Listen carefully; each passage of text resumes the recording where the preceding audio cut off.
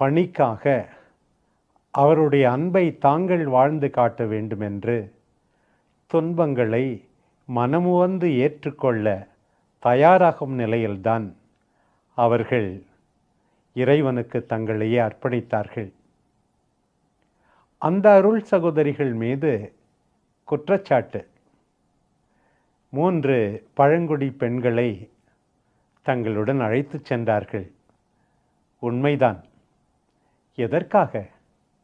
அவர்களுக்கு வாழ்வு கொடுப்பதற்காக, அவர்கள் வேலை கற்றுக்கொள்வதற்காக, ஒரு வேலை நிரந்தரமாக செய்து தங்கள் வாழ்வை நடத்துவதற்காக. ஆனால் அவர்கள் மீது சுமத்தப்பட்ட குற்றச்சாட்டு மனித கடத்தலாம், கட்டாய மனமாற்றமாம். எவ்வளவு வேதனையாக இருக்கிறது.